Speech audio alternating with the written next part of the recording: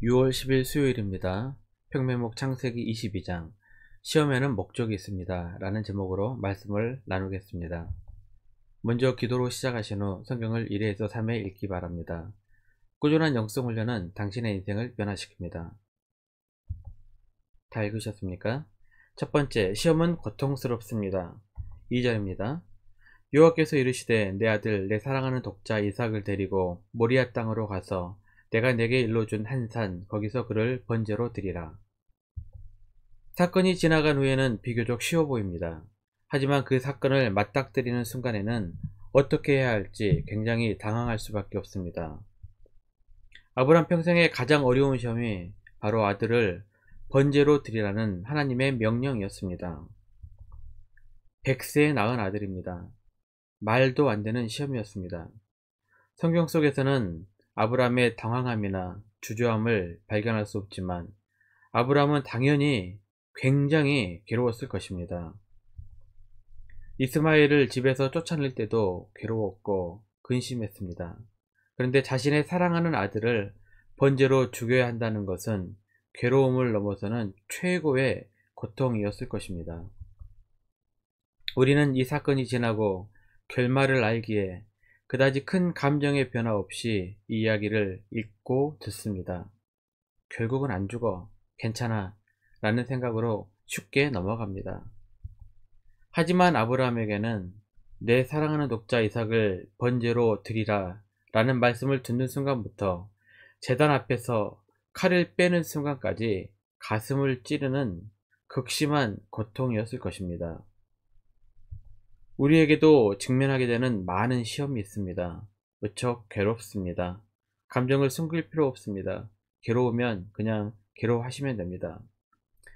하지만 그 시험을 통하여 하나님께서 나에게 말씀하시는 하나님의 뜻을 깨달을 수 있는 시간이 되어야 합니다. 고통이 약이 될 수도 있지만 아무런 깨달음이 없으면 상처만 됩니다.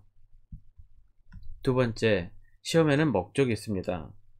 시험에는 두 가지가 있습니다. 첫 번째로는 유혹으로 사람을 타락케 합니다. 대표적인 것이 창세기 3장에 나오는 뱀의 유혹입니다. 두 번째는 성도의 신앙을 증명하는 테스트입니다. 아브라함을 시험한 것과 욥을 시험한 것, 이것이 바로 하나님의 테스트입니다.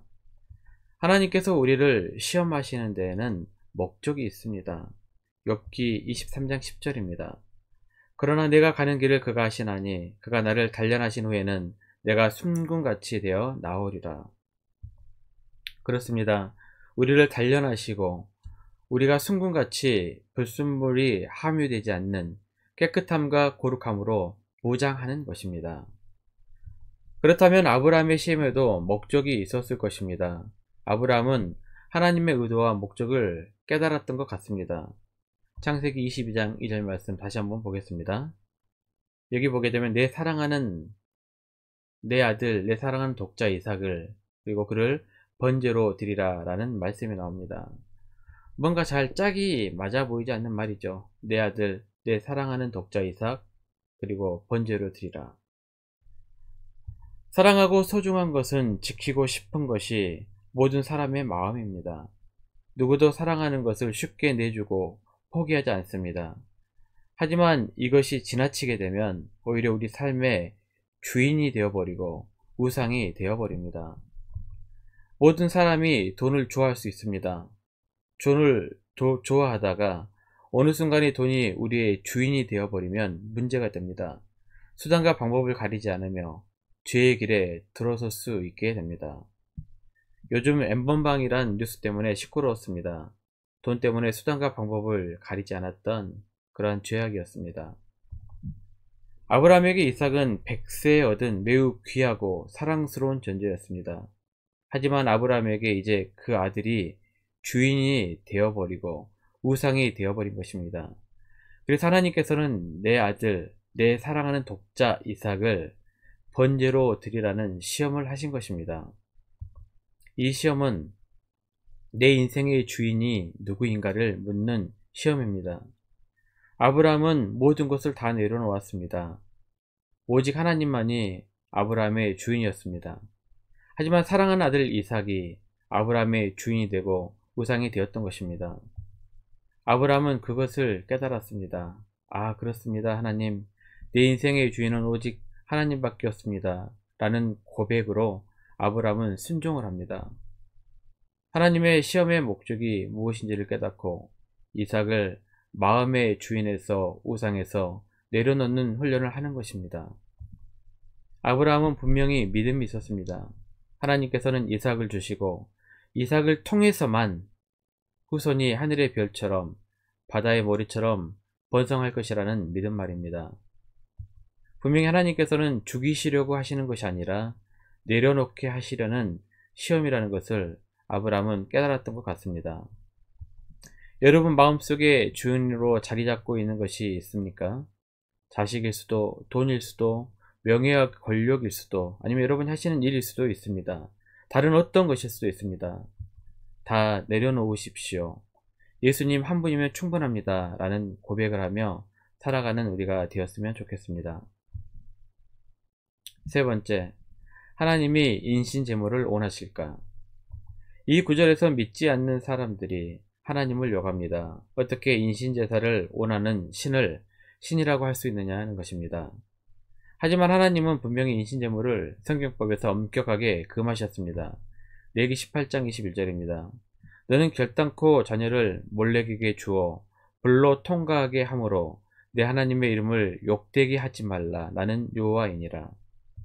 이삭을 제물로, 이 말씀은 인신제물을 원하셔가 아닙니다. 단지 자식이 우상이 되고 주인이 되어서는 안 된다는 영적 교훈을 주기 위한 시험, 테스트였을 뿐입니다.